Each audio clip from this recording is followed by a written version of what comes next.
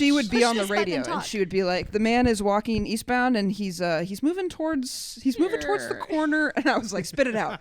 He's walking eastbound. So anytime she got on the radio, we would make fun of her, and that was your training. And that was fair. But you know what it proved?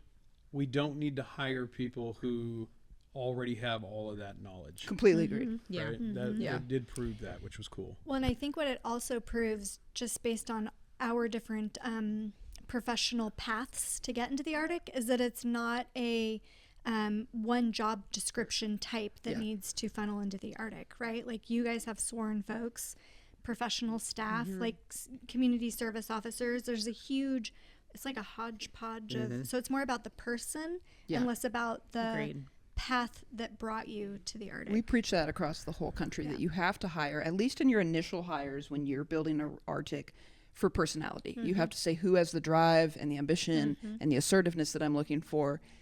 Pretty much everything else besides radio traffic and training and Excel. See, the good thing is I knew that I was horrible at the radio traffic, and then I was like, I got to get better at this. So, you know, when you find those folks who are driven, they'll rise. They'll get there.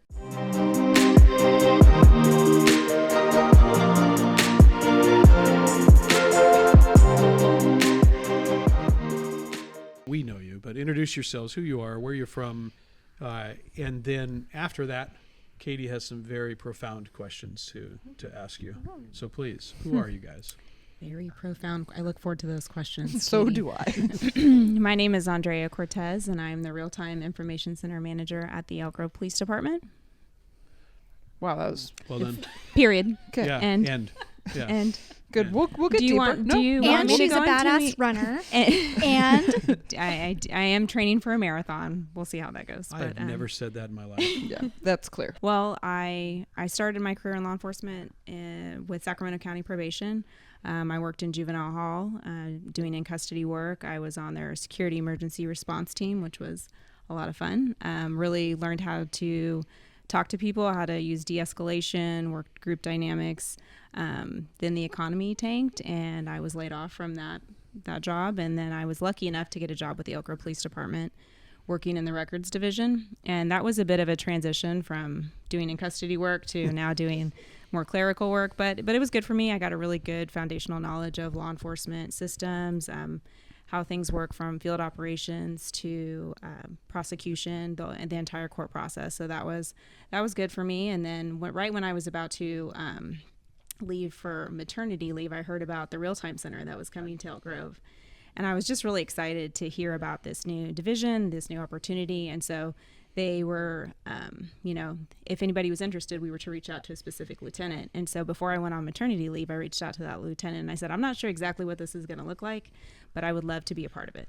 And so then when I, fast forward, when I returned from maternity leave, it's up and you guys are operational. And I was just so excited to see what that division was doing. And then I worked my way in there through a TDY assignment, and then the rest is history. Yeah, you got suckered into it. I did. Jamie actually suckered everybody in this podcast into the Real-Time Information Center. So. That's true. that is true. Interesting. You're welcome. I'm Nikki Bell, Vacaville PD RTIC Manager. Prior to joining the Vacaville Police Department, which has just been over a year now, it's hard to believe that year flew by, I was a dispatcher for 23 years. So I started my career in Alaska when I was 18, came down here, worked for the Citrus Heights Police Department, worked for San Ramon Valley Fire District, went back to Citrus Heights PD as a dispatch supervisor, and then Jamie is my reason for being here at Vacaville. Yeah. They got lucky in that you were interested in coming here. So something about these two that are up here, Andrea and Nikki, is when you look at the involvement that I got to have with both of you guys before you got into the Real-Time Center space. So things that I noticed, and you tell me if you think these things led to being successful in the Real-Time Center, right? So for Dre, it was attention to detail, the ability to be very specifically focused on whatever it is that needed to be done. But I also saw that you had the ability to problem solve in a timely manner, which isn't that's not something that is expected routinely in a records role, right? There's problem solving, but it's not, we need it right now, right? Right. And with Nikki, I remember when we were doing mostly about mutual aid to disasters, right? And you would reach out going, I can help with that, right? Do you need help? I'm very interested in this, et cetera. And started to get to know who you were. And both of you, I would describe as assertive. Do you agree with that description? Yeah, absolutely. Yes, I would agree. She says assertively.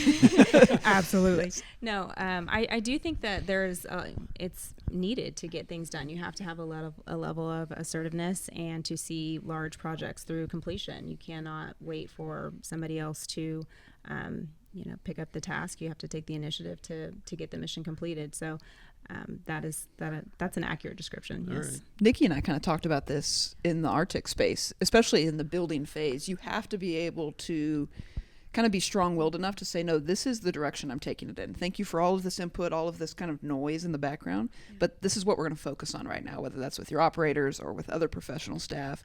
You kind of have to have that mindset, or else you're just going to get walked all over. Yeah, there's actually a word that a dear friend and colleague of ours coined. You have to possess stick-to-it-iveness. And I'll never forget that term, and I use it today. It's actually like stick-to-it-iveness. I don't know how many syllables that is, but it's a lot. And it's like 4 words with a lot of hyphens. But that word truly encompasses, I believe it encompasses the both of us, but it also encompasses what we're looking for in the Arctic space, like who we would like to have in that space. Someone who's going to sniff something out to the very end, who's not a pushover, who will get they'll go after whatever it is that they want to get. And I think that's really important.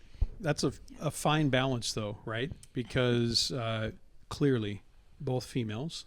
In the law enforcement space, that's a balance, right? Being able to be assertive, get your point across, and come out on the other side of that the same way I would have. Right. Sometimes there's a B word for that, right? So, I mean, women who are direct, strong-willed, maybe even feisty, but very I just think direct and wants to get the job done and acts in that manner, it can be sometimes classified in that category. Before coming into the RTIC space, I worked with and trained a lot of tactical dispatchers. Yeah. And we used to talk about whether it's for mutual aid or for a command post, what kind of employee do you want? Like, who do you want at your scene?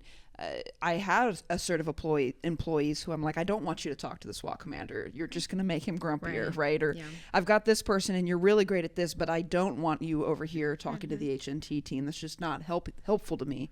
And so this question's actually for Jamie, not for you guys. You've worked with and hired a lot of professional staff kind of in your career. What is it that you're looking for when you're hiring them beyond just that assertiveness? So for me, I've always felt that in law enforcement, because that's where I spent my entire career, I've always felt that everyone is on equal playing fields. I believe that there are reasons hierarchy exists, right? Rank structure, et cetera. But at the end of the day, humans are humans. And so what I needed in a person was for them to recognize structure when it's necessary, but be willing to be assertive where they currently stand in life at any given time that it's appropriate. And so that's a balance that I think is very difficult for people to understand, one, but also work within. Because if you think about it, in traditional policing, there's usually a chief executive, right? Be it a sheriff, a chief, a commissioner, whoever. And no one would ever think, I'm going to call that person by their first name, right? And a lot of times those chief executives don't want to be addressed by their first name. Even more so if it's a professional staff person, right, that's doing that. And so for me, especially at Elk Grove PD, because that was the last 18 years was there, the idea that we're even here. Now, we all have jobs, we all have roles, but at the end of the day, your input is equally important to theirs, and to theirs. And I needed that to come with the applicant. That's hard to teach, right? Just that idea. And I needed to see, like, you're okay with telling me that that's a bad idea, a good idea, or giving me some feedback. Yeah, I think that balance too, when you're assertive, if you can combine it with the balance, right? So having folks understand the why behind the reasoning or the rationale behind the decision, I think that really goes to, great links to maintaining relationships, because if you're just assertive with no real cause or purpose, then that's completely off-putting for folks. And so if you can balance that with here's why, and these are my thoughts behind it, and then be open to feedback, I've seen success with that. So the other adjective that I have always assigned to actually all three of you, I'll include you this time. Good. Yeah, I'm here finally. It's probably going to increase the timing of the episode, but is driven. And so I've never known any of the three of you not to be driven in some way, right? Does that describe you full time, or is it just a professional drive? How would that work? This brain does not turn off at any point of the day. That's the best way I can describe that. I'm a pleasure to be around at all moments. All minutes of the day. All minutes. Home or at work. Yeah. Okay. Nothing to say to that. Okay. Good. Yeah, the drive, I think it's kind of inherent in my personality. I always want to be more effective. I'll leave work some days thinking, gosh, how could I have done more? I just feel like I didn't get enough done today. But that's true in my personal life too, as far as even the marathon training. I'm doing that with Nikki too. But it's like, well, I ran 10 miles. I bet I could do 12 tomorrow or the next day. Or it's just that. Could be you. Yeah. So to be a successful real-time center manager, you have to run a marathon? Yes. And you have to get up at 4 in the morning. Good thing. I thought it was interesting. I talked to both of your chiefs on podcasts, and both of them kind of said the same thing. We talked about your relationships with them and how it's a lot closer than they kind of expected, right? As a chief, you don't expect that you're going to talk to a manager of a unit as much as you do. And so we talked a lot about rank, and that structure really doesn't apply in the RTIC space. And they kind of have to get used to Bobby just has you as his right-hand man, and Chris has you as his right hand. And delivering that message and making that work is pretty tough. Do you find that that's the case, or does it come easy now for you? For me, luckily I started working with now Chief Pullen as my captain. So initially he was my direct report. I would actually say it's a little bit trickier now that he's the chief and there's someone, like I have another direct report, because I don't ever want to not keep my direct report updated, and I don't want to be seen as someone who's jumping the hierarchy, if you will. But this is a project that we've been working on for quite some time, and I know it's very near and dear to him, so I try to do my best to keep him informed and loop him in when we have certain visitors. So he's kind of stuck with me. I always say I'm like a bad rash at this point. I just don't go away. So you're stuck with me. So, but I think he knows that I'm finding the balance of when he needs to be present and when he doesn't, and when to keep him informed and when maybe I don't need to tell him something. So I think he values it, but he did record an episode prior to me. So yeah, I think there's huge value in it. I think it also, being professional staff makes that a little bit easier, where you didn't come up in 30 years of you'll report to this person and this person and then the chief. It gives you a little more wiggle room.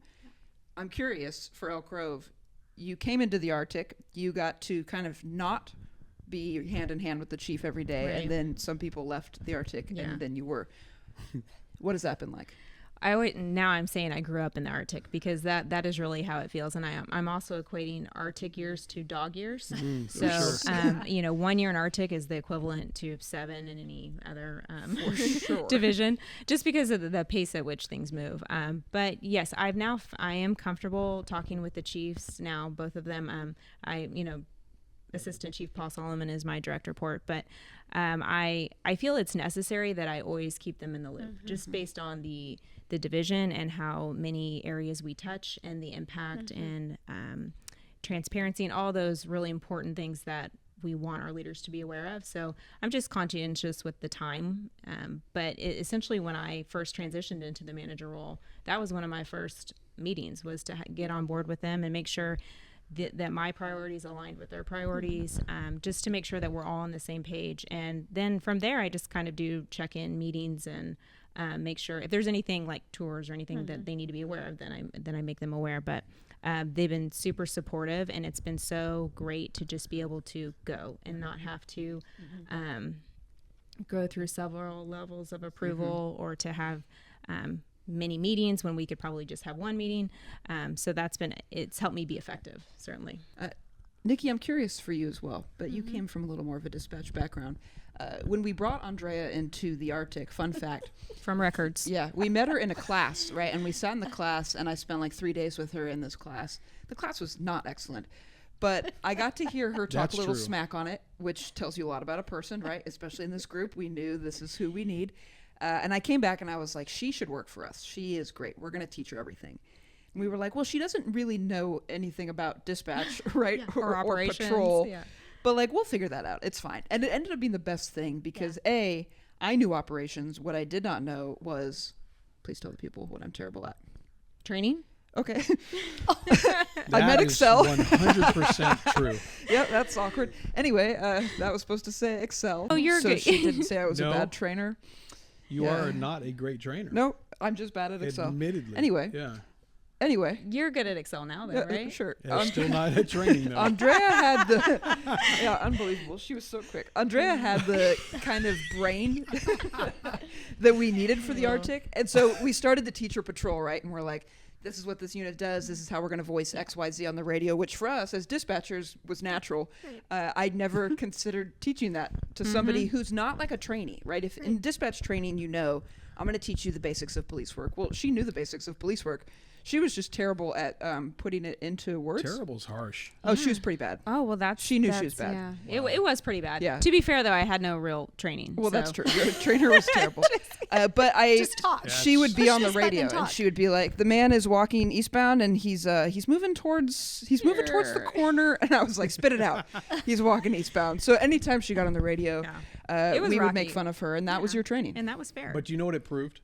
We don't need to hire people who already have all of that knowledge. Completely agreed. Yeah. Right? That did prove that, which was cool. Well, and I think what it also proves, just based on our different professional paths to get into the RTIC, is that it's not a one job description type that needs to funnel into the RTIC, right? Like you guys have sworn folks, professional staff, like community service officers. There's a huge, it's like a hodgepodge of, so it's more about the person and less about the Agreed. path that brought you to the RTIC. We preach that across the whole country that you have to hire, at least in your initial hires when you're building an RTIC, for personality. You have to say who has the drive and the ambition and the assertiveness that I'm looking for. Pretty much everything else besides radio traffic and training and well, Excel. See, the you good can thing teach. is I knew that I was horrible at the radio traffic, and then I was like, I got to get better at this. So, when you find those folks who are driven, they'll rise. They'll get there. You just Yes. got to give them the time. How you and then- doing now? I'm doing well. I'm not on the radio anymore. Well, so there you go. now I'm doing a whole bunch of other She different rose things. away. Right. And when you're trying to build a program, which you're still in a building phase, right? You're definitely in a building phase, Nikki, is that people are doing 3 jobs in reality. That's what I'm finding that tricky just in where we're at in our, because we're building the RTIC both conceptually and physically all at the same time. I'm finding it hard to be in all of the places that I need to be and want to be, right? So like today's our first day with our RTIC soft opening and we're flying the DFR today. So I've got a sergeant from the drone team in there making sure that the RTIC personnel are good to go so I can be here. But that dividing and conquering, that's an everyday event. It's if hard you to will. find, but if you can find like a true right-hand man to be your person, Jamie had that in me. I had that in Andrea. Yeah. Like having a buddy that I can trust, even if they don't know what I'm talking about, to just go to that meeting or handle that for me, it makes a huge difference. Yeah. So across the country, you helped me with this one too from the places you've been, but I know of 3 females that run real-time centers. Louisville and you 2. Yeah. Am I missing anybody? Nikki North. Nikki North at Shout out Flagler. Nikki Shout North. out Nikki. Hello, Holla. Nikki. Awkward moment. Almost Yeah. as awkward as being 4. told I'm bad at training. 2 awkward moments this podcast. Okay. You're not You're not great bad at it. training. You just no, didn't really- she's bad. I just didn't do it. Just to be didn't fair. really do it too much. Yeah, I wasn't a bad trainer. You had a lot of before. confidence in me, I though, just so I left. appreciated that. I would just go home and consider her staffing. Gotta go It's now. like, you're here. You got this. Yeah. So where I was going with that is knowing that, right? Knowing that that's not, first of all, it's still not prolific to have real-time centers, right? So it's still emerging in general. Right. But is that exhilarating, knowing, okay, I'm going to go in and do this? Or is it more, you don't think about it? Or how does that work for you guys? Because it's not the norm yet. I honestly don't think about it. I think about the mission. I think less about myself in that equation. I just see the mission and that we need to execute this mission. So I don't see that, but I also work for a department where we don't define ability by gender. That might be prevalent in other places, but that's not prevalent at this organization. So I just look at it like, hey, we got to get this job done. So I don't think about that I'm a female professional staff leader. My only ask of others that are in pursuit of building an RTIC or conceptualizing the thought is just don't pigeonhole yourself into thinking that it has to be sworn personnel, because you're really going to be cutting your opportunities short and you're going to be limiting yourself. So I guess my biggest ask of everyone is just keep your mind open, so that you aren't painting yourself into a corner when it comes to staffing. So, but yeah, I don't think about the fact that I'm a female professional staff member. Yeah, I don't know that I really think about it either in day-to-day operations. I do know in some places that can definitely be a thing, right? It may not be the thing, but it's a thing, right? But Elk Grove is a very progressive organization, and I don't feel it's really impacted me one way or the other. But I do think in different places and different spaces, it's something to be considered. And I to echo Nikki's point, I do think that wherever you are, if you're looking to open a real-time center or you're looking for staffing, don't necessarily put people in boxes or put labels on them, because if you see someone has aptitude and the ability to grow, you utilize what you have in-house. And I mean, that's what Elk Grove did, and I think it's worked out really, really well. And so I think that's probably, that's my thoughts on that. If you find a go-getter too, I think you can put anybody, as long as they're driven, into the space and say, figure out what you don't like about this operation, right? And I said, well, I don't like communications. And Andrea said, I don't like X, Y, and Z. And that's kind of how we broke into what we specialized in. Yeah. So I think as long as you find the right person, it doesn't really matter what their background is. They'll figure out what they need to do. I think that, to your point, it really is about a person that's adaptable than it is about anything else. An adaptable, go-getter, driven person.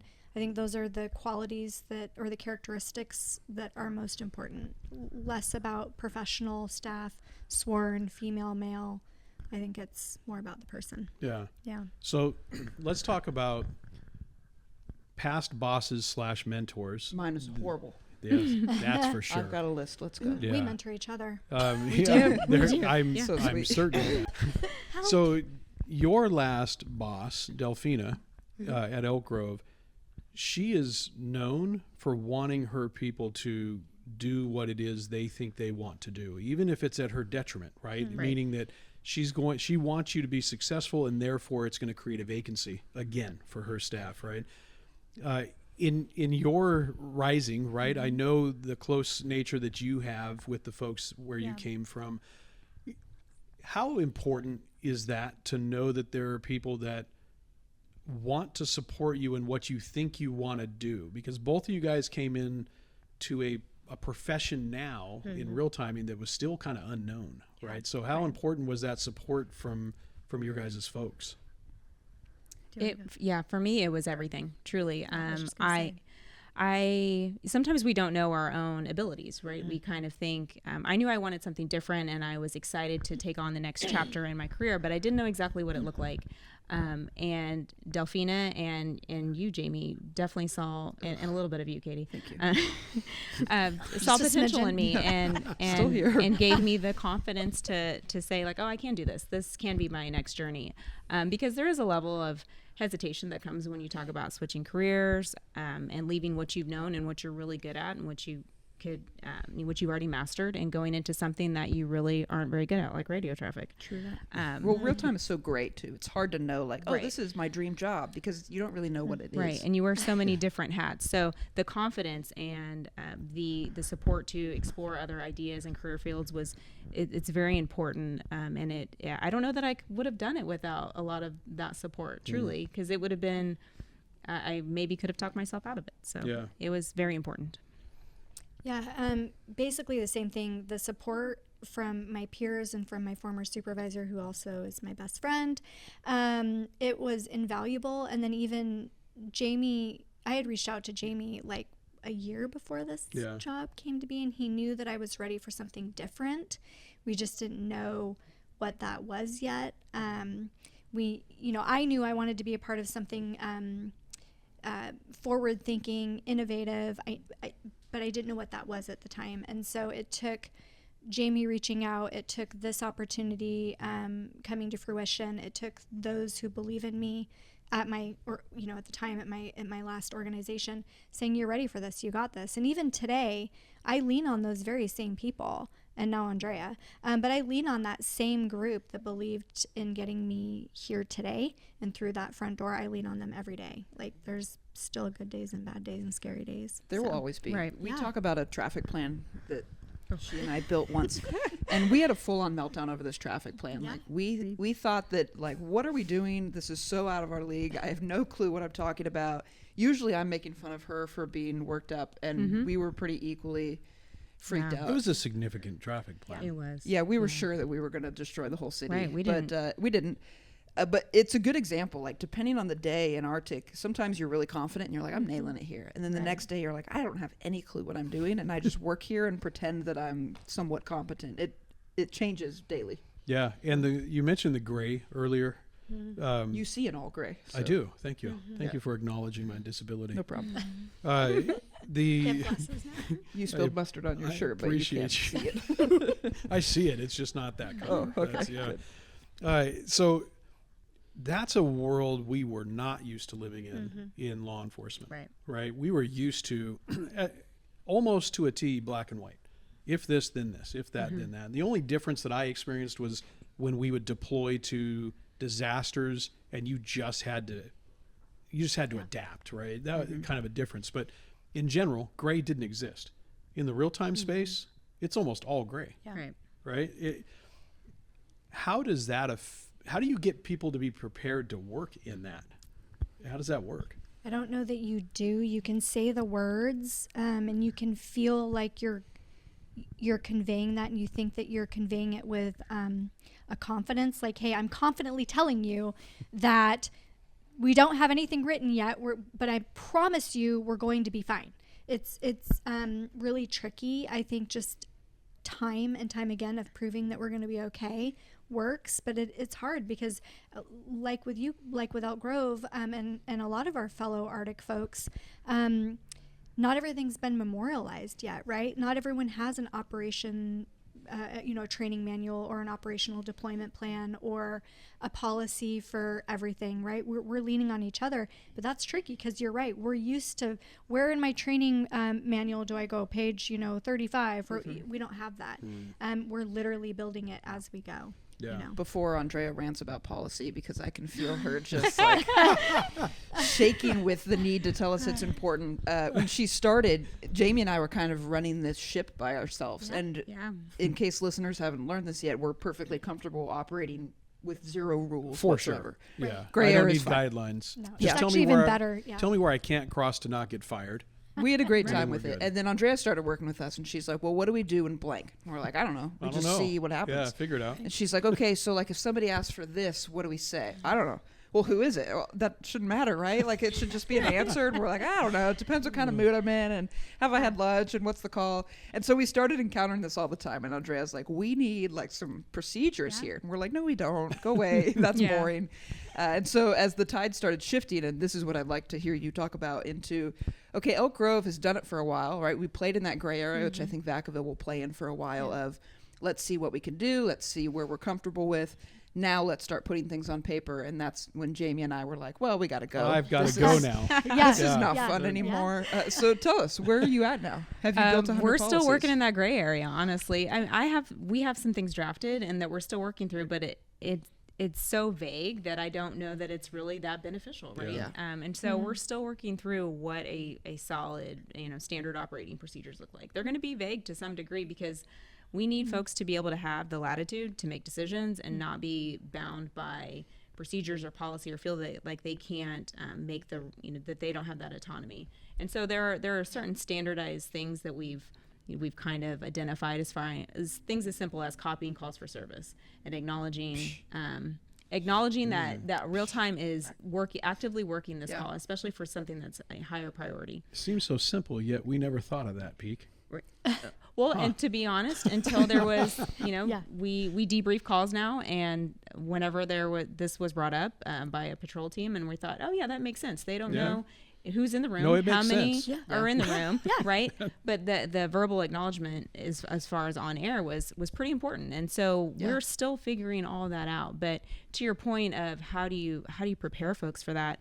I think you're just really transparent with them, and you guys were both that way with me. Like, we'll figure it out. And then I do still hear his voice as far as when he told us with the traffic plan, it'll be fine. It's fine. And I think that's what we can tell our team is it will be fine. We'll get through it. And if there's missteps or oversights, hey, we'll evaluate them and we'll move on. Now we know. You weren't there for it, but we gave the most scattered briefing the next morning. We were like, here's the traffic plan. It may not be good, so if you don't like it, we're sorry.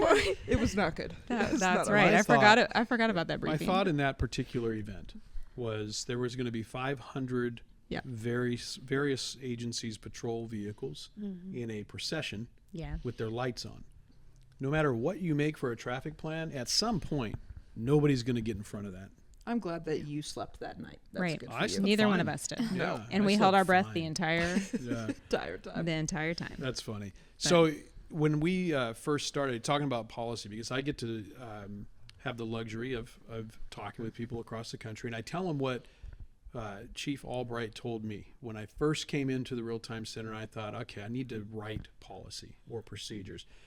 And he told me, we already have policy for the department, work within it. And it was kind of impactful, right? In the sense that I hadn't really considered that concept.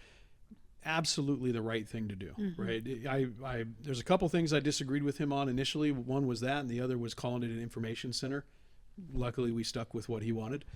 But that is super impactful, but also very uncomfortable for executives around our country to get behind that concept of you have this unit doing what they want. It goes back to the people you hire, right? You have to trust that if I hire Andrea, I'm really not going to give her any rules, and she's not going to abuse that, and she's going to understand what that means. Yeah.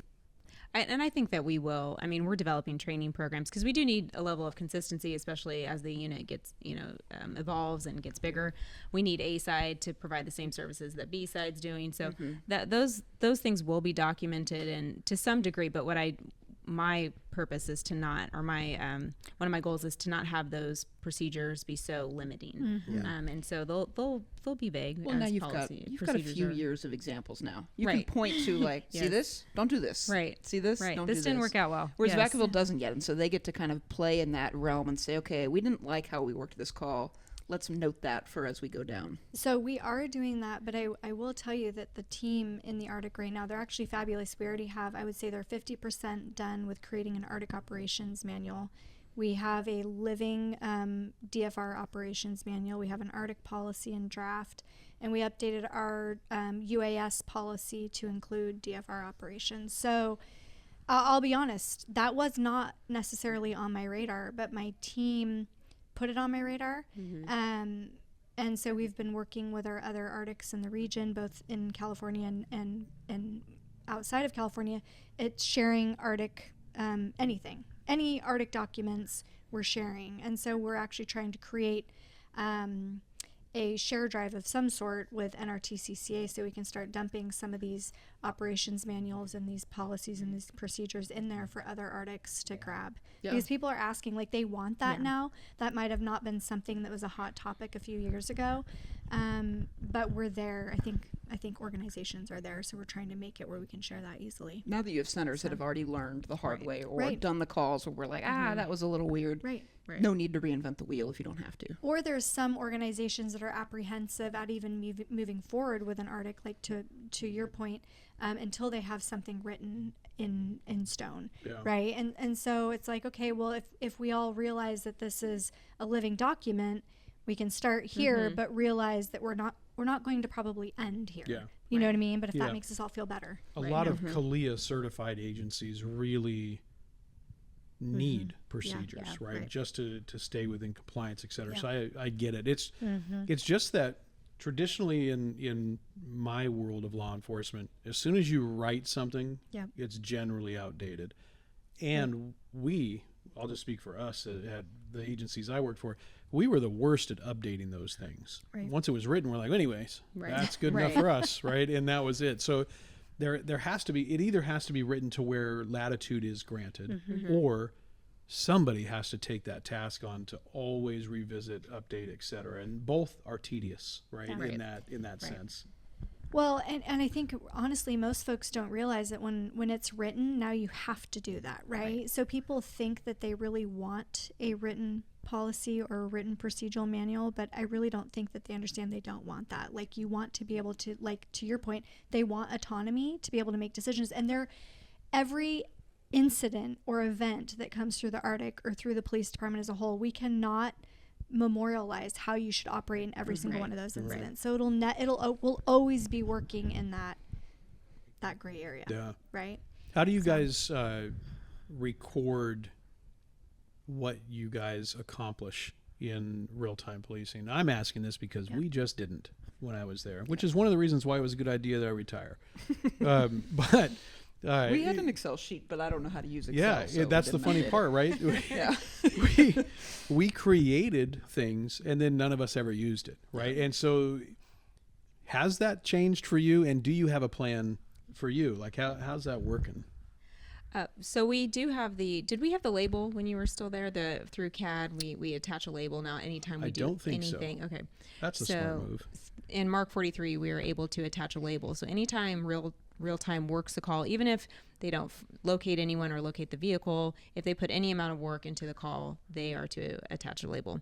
And so that gives us a rough idea of how many calls for service we're attaching to, and it's a better capture than just trying to run by call sign, because that can get a little messy. So the label is the best way to do it, and then we can figure out, time of day, how much we're doing, day of week, and call type. So that's been successful as far as giving us an idea of what we're doing, the types of calls we're responding to. And then what we haven't been extremely successful in yet, and we're still working through it, is capturing how real-time impacts investigations. Yeah. And so we're still working through that. We have solutions for that as far as through our RMS. There is a real-time box that they could select as an event statistics box, but then you're relying on the end user to do it, and we know that just doesn't always provide the best stats. So we're working through that. We do now have a ticketing process, so if they request any video research or facial recognition, anything like that, patrol or whoever the requester is will submit a ticket through SharePoint, and so we have the ability to then get some metrics from those stats or from those submissions, and that's where we are now. But we're still evolving, because it's it's not perfect, but it's something right now. Not the easiest either. Yeah. Right. How about you guys? Sorry, I didn't mean to cover on you, but we're always talking about the return on investment, right? So you talk about the return on investment on the RTIC itself. You talk about the vendors that you've onboarded. What is your return on investment? And that is something we're all trying to navigate on the best way to document that. So for now, we we're just creating. We have an Excel sheet that we're adding to right now. We've created call. Excel. Shiver. Yeah, she's shivering over there. So we have the Excel document just of everything that we've done to this day, but then we also have created the call signs, which we know that RTIC call signs aren't always going to be very accurate, but we're trying to attach ourselves to everything that we help with. We have the one inbox, the RTIC inbox, where we can at least track what's been coming in and what's going out. And then we have the ability to click a box on a CAD or RMS that we've assisted to, like RTIC assisted.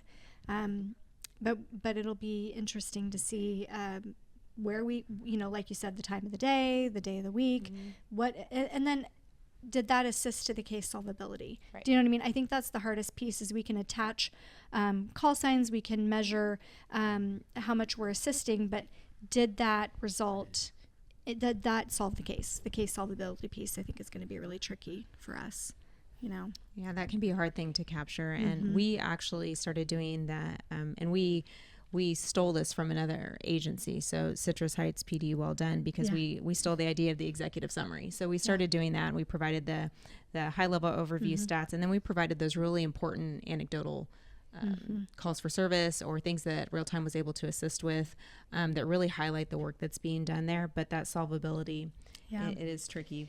Yeah, we've already started. It wasn't me at all, but the crime analyst and the CSO that are assigned to the Arctic, they've already started sending out publications just on the wins from the Arctic perspective, or from the investigative perspective. So we're already putting that out. We're putting most wanted out. So we're starting to really streamline some internal communication. So I think that's a win, but it's still hard to quantify our efforts, right? We know it's a win. We know having an Arctic's great, but quantifying that's really tricky. A new stat I learned about since I joined the marketing team was not how many sales we make, but how we can impact a sales cycle, right, to make it go faster. And so as you all are talking, I'm thinking that too, of if you measure the average time it takes to solve a homicide, and then the time it's taking to solve homicides in the year with Vacaville or with Elk Grove, that could be an interesting stat too, to say, hey, we're not solving all of these, but we are impacting the time it took by this amount since 10 years ago. Yeah. Well, is that something they tracked before? But did they? I have no idea. I don't know, because I'm with you. I think that's a marvelous idea. But did we track how long it took to solve a case or a homicide? You joined policing in 1941. I did. Tell yeah, us. 1940. I got off training in 41. Oh, okay, sorry. I figured it took you a year. That makes sense. Yeah. So, one, I don't know the answer to that, but that's the beauty of where we find ourselves in real-time policing today, is really that what metrics do we care about? What can we measure?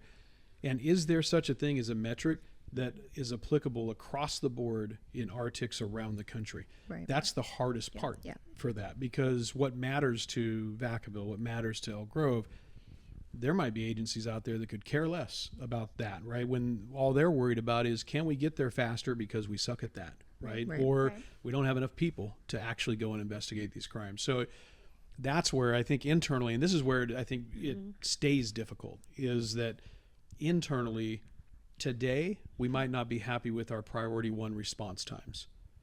Start DFR, that may solve that tomorrow.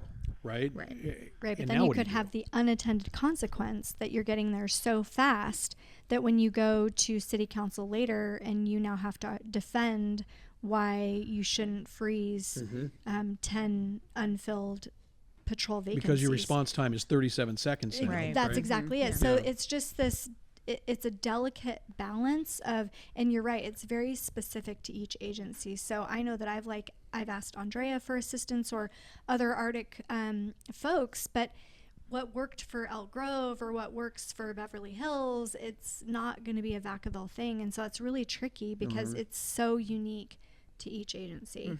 Yeah. Well, and it needs to fit what the chief wants to talk about. Like when we talked to Vacaville's chief, he was talking about, hey, we're now solving crimes faster than before. Elk Grove's chief may be like, I don't want to speak to that. Like, I'd rather speak to this. And so really aligning with your executive staff on what is the message that you want to send, and then let's use that as the litmus for how we measure it. Yeah, the value of a real-time center is determined by the people that fund it. Right? I mean, that's really ultimately who determines what the value is. And so, really deep. Thank you. I've been working on it for seconds. But it's true, right? It's the idea that the community, based on electing the elected folks that run the community, they're the ones that determine what value is. And so if you get to calls fast, they may care, they may not care. But if you solve homicides, as opposed to not having enough detectives to do that, they might care about that. And so I do think that it starts with knowing your community, knowing the electeds, knowing what they want. And that leads, I mean, there's so much to that, right? So transparency in the community, in the tech space, kind of simple to be transparent. It really is, right? And I like seeing that. I like seeing that if you run a DFR program, that the community can look to see where have you flown, when, and what for, right? Why not? Why not do that? And I think that helps to establish value. But that's something I think 5 years from now, maybe we'll be able to see there's some cohesive understanding of what's valuable and what's not, and what a metric looks like. Who knows? We talked about autonomy, and I'm curious what you all think. For me, the hardest part of moving from my original role into the RTIC was this open autonomy, where Jamie's like, you can do whatever you want, just make sure that it aligns with what we're trying to do. And I almost had this like paralysis of choice where I'm like, great, I'm going to work on 54 projects because I have these great ideas, right? Nothing gets done. What for you all was the kind of hardest thing to adjust to coming into the role, besides your lack of training? Do not say that. So initially when I came into real time, I think it was just that the lack of structure because it was still so new and wanting to do really well, but not sure how to assess, am I doing well, right? Other than I would ask you guys, hey, how am I doing? Require a lot of attention. Yeah. A reassurance. Yeah. So I think it was just adjusting to that get down as far as like, here's what you can do. Here's what we're thinking. Go. Right. Yeah. And it was really exhilarating, but also kind of scary. Yeah. You're kind of playing on a field with no goalposts. Right. Yeah. Right. So it's like, is this what you're thinking? Am I meeting your expectations? So that was initially challenging. And I think transitioning to the manager role, the biggest challenge for me has been, how do I spend my time? How do I reprioritize what needs my attention right now, what needs my attention, but maybe tomorrow or the next day, right? So it's a constant shift, and trying to balance all of that it's been a challenge, and I've learned a lot, and it's just something I'm going to want to keep getting better at. But that was because there's just so much. It's kind of like drinking from a fire hose. Yeah. I think that was your term that you gave me. But forever, right? Yeah. And building the plane while it's flying. That was an article I just recently read. I forget which Arctic agency it was, but they were talking about during COVID is when their Arctic really flourished. And similar to what you guys did at Elk Grove, right? Where when COVID happened, everything was funneled through the Arctic as far as direction and precautions, etc. But anyway, back to your question. What is the most challenging for me right now is trying to get to a certain metric when there's no rubric, right? There's literally no rubric right now. This is a team of teachers' pets right here. We're like, how do I make a teacher happy? You know, and yes. Yeah. And then when you work for Chief Poland or a person similar to Chief Poland, they really want you to do it your way. They don't want to. Which is foreign, right? It's so for foreign. What we knew in our law enforcement. It's so foreign. It's very different than what I grew up in law enforcement. I'm a great direction follower. If you tell me that this is the metric, I will get there and beyond. Like I will do that. So it's really complicated. Like it's complicated for me when it's like, Nikki, this is you own it. It's your vision, I know what he wants, so I'm still trying to keep obviously his vision is what is always in my mind. But yeah, when there's no rubric, it's really challenging because you don't know if you're meeting a metric or not. And I will tell you for new team members joining an Arctic, that's tricky, right? Because they are in the same position we were, and it really hasn't changed as far as this is what you must meet. We're trying to do that. I know Andrea and I talk about that a lot, but it's tricky. People want to know what they need to do good work. What is the best thing about working in a real-time center so far? And you will know so far because you're done. But what was the best thing for you working in a real-time center? The hardest part of RTIC was the kind of unlimited bandwidth to bring on projects. It was also the best part for me. We would sit there and we would say, it was one of the few impactful things you told me. I would complain about something because I came from the dispatch world, and to be a good dispatcher, you have to complain about things. Yes, you do. That's the rule. It's a prerequisite. And we would sit there, I would true. say, this is terrible. How we did this event is terrible. And he would look at me and he'd say, so make it better. I was like, okay, great. And so for me, my favorite part was that every single event we did, every single critical incident, we got to sit down and we would say, what was bad about that? Okay, let's totally change how we operate then and not do take it totally offense different. to it. Right. It was a true, like, just how did that go? Should we mirror it next time the same way or do something different? And it usually led to completely new projects, right? New initiatives, new teams. We brought on Andrea because at one point we said we need somebody that has a brain to work in RTIC, and here we are. And I met that minimum. Huh? We were like, she's good enough. Most days. She'll do. So yeah, I think that freedom to just say, I'm going to make things better, and I don't need to draft a proposal and look for, approval and all these things. Yeah, I think for me, the best thing about working in the real-time center... Working with me. Of course. Outside of you. outside of our 4 short months together. Okay, good. Is that ability to have an impact and to see results, and to know that if you're unhappy with something, you have the autonomy to change it. And this division is making such an impact on patrol, on officer safety, community safety. It's doing really great things. And it's the most progressive thing in law enforcement, in my opinion. And so to be a part of that and have a stake in that is really exciting to me. And we have a really great team. So that's the other piece too, is the tech is awesome. The tech is cool, but working with great people who have also a really forward-thinking approach, and working with them, and they're innovative and can get things done. They're a good group to be around. Shout out to Andrew Sharma, who broke a computer monitor by throwing coffee on it. Who also fired a mouse at the wall during a webinar. He did. Yeah. He keeps it exciting. When you were speaking, right? Yeah. I think. Yeah. We were just told to keep it down. Yeah. Shout out Andrew Sharma. Yes. Oh my guy. I think the same for me, and that what I enjoy so far about working in the Real-Time Information Center is bringing a new approach to law enforcement to this agency has been really exciting, because I believed in all of these things that I'm bringing on board. I saw the value, but now seeing other folks see the value, like with our DFR going live today, like just it's unlimited smiley faces in there. So I enjoy just showing people that there's a different way that we can do things, and I hope that we can make their jobs a little bit easier and give them the tools that they need in the field to make better decisions, to be a little bit safer. So I enjoy being that bridge, if you will, and I think that the same goes for all of the Arctic folks. Just being that bridge to just help make things a little bit easier for those in the field. That's what I enjoy most. Yeah. For people that are thinking about real-time centering as a profession, right? What's your advice to them? How do you prepare to be a real-time center employee of any level? Like, you can hire me as a RTIC trainer. The best training. Oh, fantastic training. Very present. Yeah.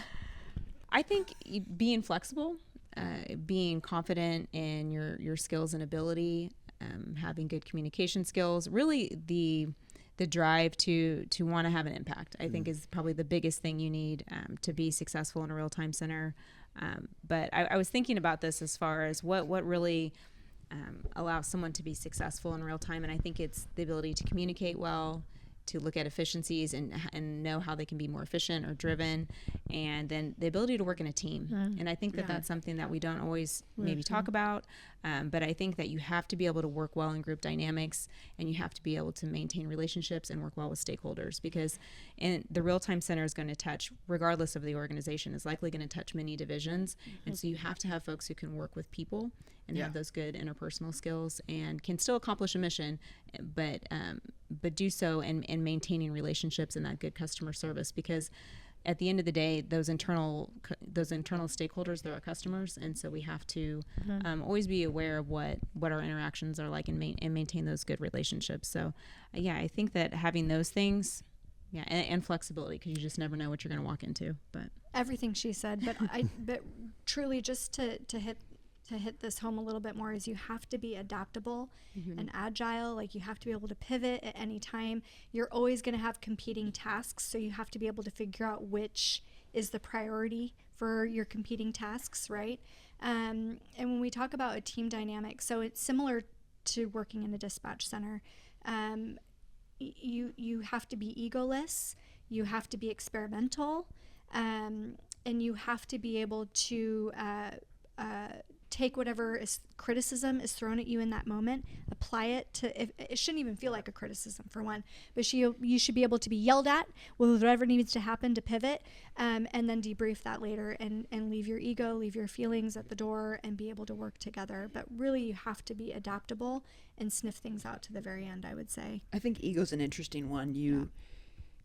You have to go into the RTIC world because you're communicating with these customers, right? To show them that you have value.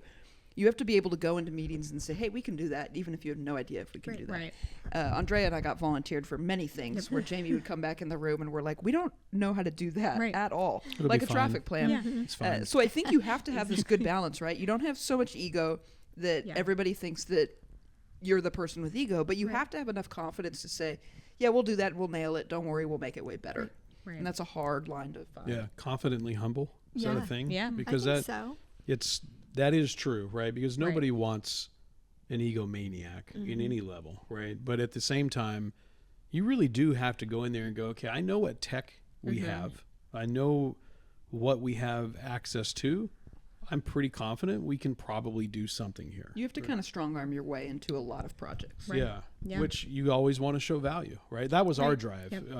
For ours, for sure, was every day we felt the need to be valuable, to show value, not personally, but just we need to show that the Real-Time Right. Center is a valuable tool to the community. And I think we did okay at that. Yeah, definitely. And I think that continues to be our goal, is to continue to show the value. We're going to try to, as have some metrics associated, but it's again, it's hard to quantify. But yes, we need to show that we are an important division, and we serve internal stakeholders, external stakeholders, the community, our electeds. We have to continue to show that value. So that mission is still in full swing in Elk Grove. I mean, that's good. Yeah.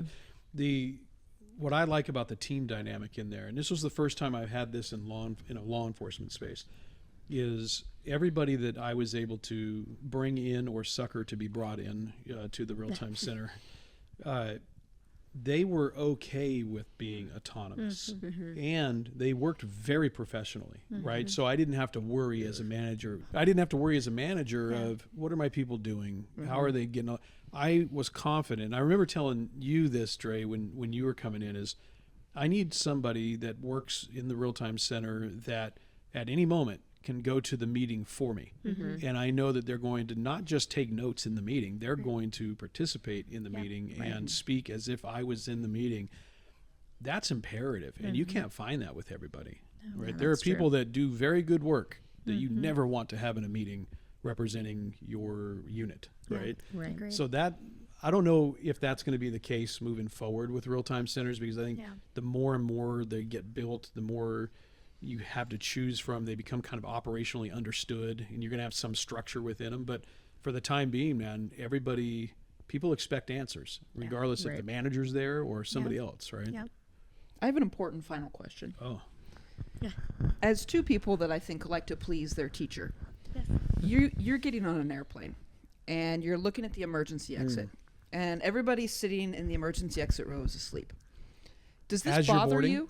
I don't know. In general, do you feel that if I sit in the row, I should be prepared for emergency, or are you okay if I really am not that interested and I'm just sitting there In your because I want responsibility. legroom? Can I ask You're some not interested in clarifying your questions? responsibility. I want to ask a clarifying question. Go ahead.